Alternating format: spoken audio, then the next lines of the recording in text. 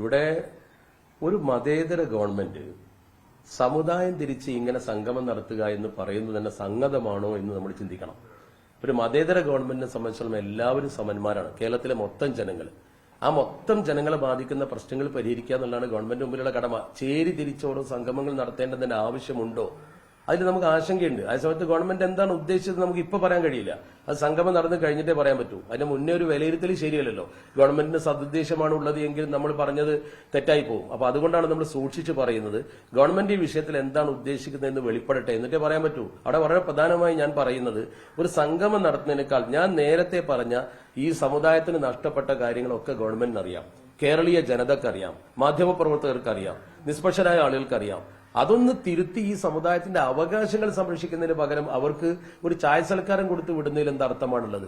നമുക്ക് അടിസ്ഥാനപരമായി നഷ്ടപ്പെട്ട, പ്രത്യേകിച്ച് സർക്കാർ ജോലി വളരെ പ്രധാനമാണ്. സംവരണത്തിൽ അട്ടിമറി നടക്കുന്നത് ഒരു നിത്യ കാഴ്ചയായിട്ടുണ്ട് എല്ലാ യൂണിവേഴ്സിറ്റികളിലും അതുപോലെ തന്നെ സ്ഥാപനങ്ങളിലും. മാത്രമല്ല സർക്കാർ ജോലികളിലേക്ക് താൽക്കാലികമായി ആളുകളെ പിൻവാതിലൂടെ എടുത്തിട്ട് പിന്നെ സ്ഥിരപ്പെടുത്തുകയാണ്. സംവരണം പാലിക്കുന്നില്ല.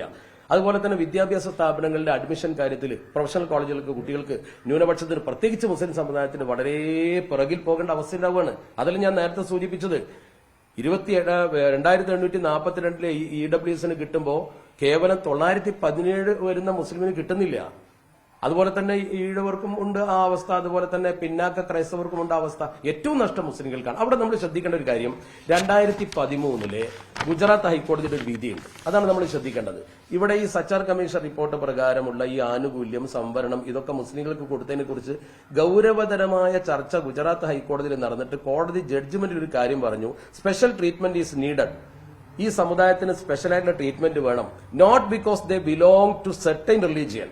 അവരൊരു നിശ്ചിത മതക്കാരായതുകൊണ്ടല്ല അത് കൊടുക്കണമെന്ന് പറയുന്നത്, കോടതിയാ പറയുന്നത്. ഒരു പ്രത്യേക മതക്കാരായതുകൊണ്ടല്ല, but because they are lagged with the national average in development. ഡെവലപ്മെന്റിന് ദേശീയ നിലവാരത്തെക്കാൾ അവർ പുറകിൽ പോയിട്ടുണ്ട്. അതുകൊണ്ടാണ്, ഇതാണ് നമ്മളിപ്പോഴും പറയുന്നത്, കേരളത്തിലാണെങ്കിലും ഇന്ത്യയിൽ എവിടെയാണെങ്കിലും മുസ്ലിം സമുദായം ദേശീയ ലെവലിൽ നിന്ന് വിദ്യാഭ്യാസ കാര്യത്തിലും പുരോഗതിയിലും പിറകിലാണ്. അതൊരു വസ്തുതയാണ്. നമ്മളെക്കാൾ പുറകിലൊരു കൂട്ടരുണ്ടെങ്കിൽ അവർക്ക് കൂടുതൽ കൊടുക്കുന്നതിന് നമ്മൾ എതിരല്ല. അതുകൊണ്ട് മുന്നോക്ക വിഭാഗത്തിന് കൊടുക്കുന്നതിന് എതിരല്ല, പിന്നാക്ക വിഭാഗത്തിന് കൊടുക്കുന്നതിനും എതിരാവരുത് എന്നേ നമ്മൾ പറയുന്നുള്ളൂ. നഷ്ടപ്പെട്ട ന്യൂനപക്ഷ സമുദായത്തിന്റെ അവകാശങ്ങൾ തിരിച്ചു നൽകണം. അത് സംഗമത്തിന്റെ മുമ്പ് തന്നെ ഗവൺമെന്റ് പൂർത്തിയാക്കുകയാണെങ്കിൽ സംഗമം ഗവൺമെന്റിനെ അഭിനന്ദിക്കാനുള്ള സംഗമമായി മാറും.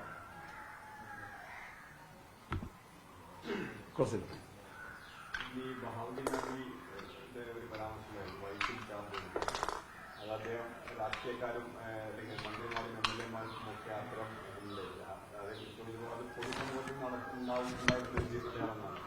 പക്ഷേ ജിത്തുപോയ തങ്ങൾ അതേക്കുറിച്ച് ചോദിച്ചപ്പോൾ അദ്ദേഹം പറഞ്ഞത് അത് അദ്ദേഹത്തിന്റെ മാത്രം ഒരു അഭിപ്രായമാണെന്നാണ്. അങ്ങനെ ഒരു വ്യത്യസ്ത അഭിപ്രായം അല്ലെങ്കിൽ ഒരു ഭിന്നത ആ കാര്യത്തിൽ തുടരുന്നുണ്ട്.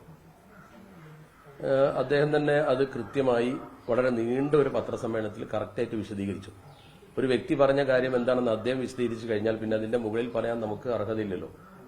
ഇതോടെ രണ്ടുപേരും പറഞ്ഞത് ഈ വിഷയത്തെക്കുറിച്ചാണ്. വ്യക്തിപരമായ അഭിപ്രായം എന്ന് പറഞ്ഞാൽ തള്ളലല്ലോ. വ്യക്തിപരമായ അഭിപ്രായം എന്ന് പറഞ്ഞാൽ അതിന്റെ അർത്ഥം അത് തള്ളി എന്നല്ല.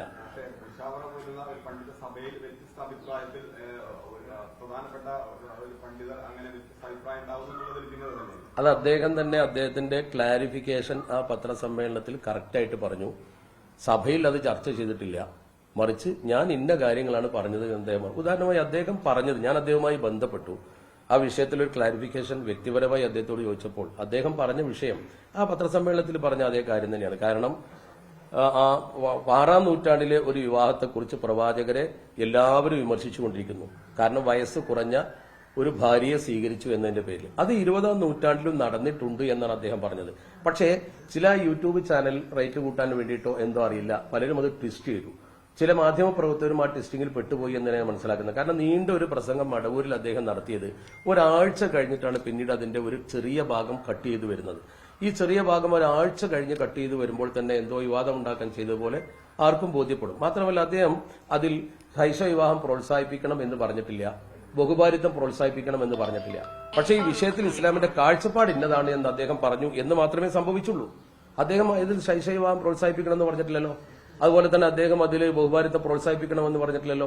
പക്ഷെ അതിൽ ഇസ്ലാമിന്റെ ഒരു കാഴ്ചപ്പാട്, ഒരു കൺസെപ്റ്റ് അദ്ദേഹം പ്രധാനമായി ഞാൻ മനസ്സിലാക്കുന്ന ഉദ്ദേശിച്ചത്, അദ്ദേഹം എന്നോട് പറഞ്ഞതും അദ്ദേഹം പത്രക്കാരോട് പറഞ്ഞതും നമുക്ക് മനസ്സിലായതും, 6-ാം നൂറ്റാണ്ടിലെ ആ വിവാഹത്തെ വിമർശിക്കാൻ 20-ാം നൂറ്റാണ്ടിൽ വരെ ഇത്തരം വിവാഹം നടന്ന സ്ഥിതിക്ക് ആർക്കും അർഹതയില്ല. അത് അന്നത്തെ കാലഘട്ടത്തിലൊരു അവസ്ഥയാണ്. പക്ഷെ ചിലർ അത് ട്വിസ്റ്റ് ചെയ്ത് ഇന്നും അതേ സംഗതി കൊണ്ടുവരണം എന്ന് പറഞ്ഞു എന്നാണ്. അങ്ങനെ അദ്ദേഹം പറഞ്ഞതായി ഞാനതിൽ നിന്ന് ബോധ്യപ്പെട്ടില്ല.